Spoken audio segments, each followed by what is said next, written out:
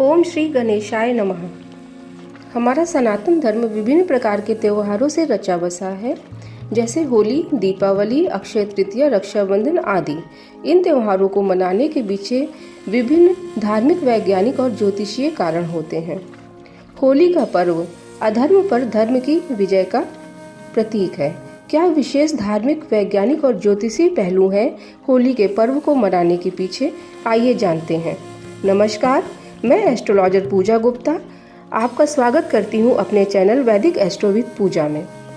होली के दिन की क्या विशेषता है और इस दिन हम अपने ग्रह जनित समस्याओं का, विभिन्न परेशानियों से बचने के लिए ऐसा कौन सा उपाय करें कि हमें लाभ प्राप्त हो। फाल्गुन मास की पूर्णिमा तिथि को होली का पर्व मनाया जाता है। विभिन्न स्थानों के समय के अनुसार होलिका दहन का मुहूर्त विभिन्न पंचांगों के अनुसार अलग अलग हो सकता है। विशेष बात ये होती है कि होलिका में अग्नि प्रज्वलित करते समय भद्रा नहीं होनी चाहिए।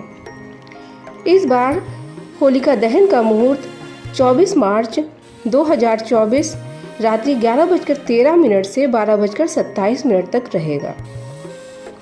सूर्य हमारी आत्मा का कारक है और चंद्र हमारे मन का कारक है। होली के दिन सूर्य देव मीन राशि के उत्तरा भाद्रपद नक्षत्र में और चंद्रमा कन्या राशि के उत्तरा फाल्गुनी नक्षत्र में होते हैं। ग्रहों का यह गोचर अति शुभ होता है। दोनों ग्रह अपनी सातवीं पूर्ण दृष्टि से आमने सामने होकर एक दूसरे को देखते हैं। वह अपनी सकारात्मक ऊर्जा का आदान प्रदान करते हैं।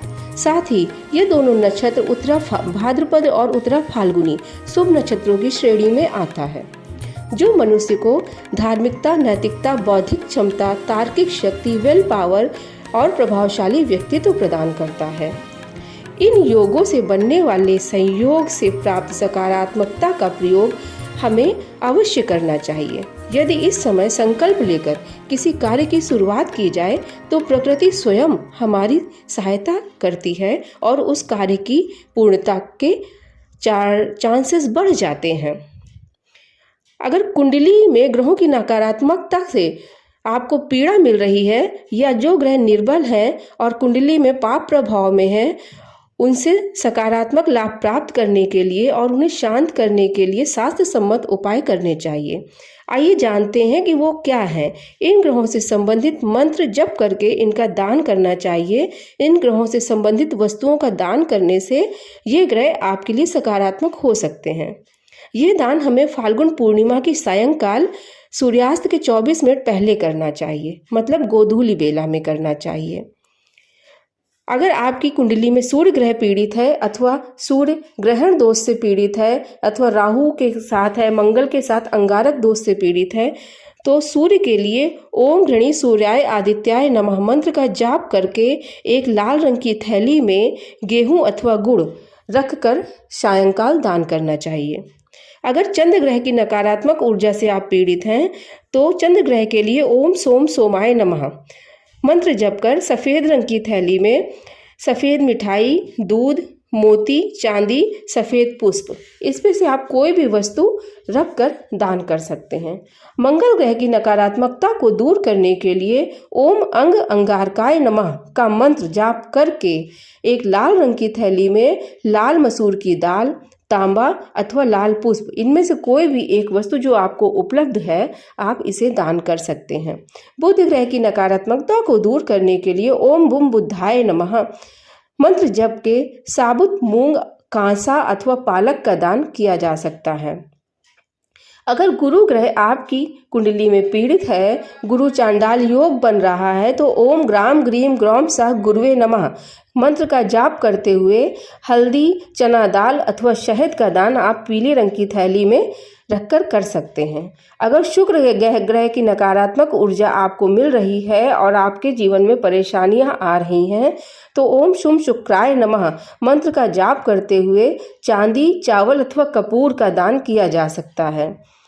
अगर शनि ग्रह की पीड़ा आपको सता रही है, आपके बनते हुए काम रुक रहे हैं अथवा काम देरी से हो रहे हैं, तो ओम शम शनिश्चराय नमः मंत्र का जाप करते हुए साबुत काले चने, उड़द, काले तिल, लोहा आदि को काले रंग की थैली में अथवा काले रंग के कपड़े में रखकर बांधकर इसे दान कर देना चाहिए।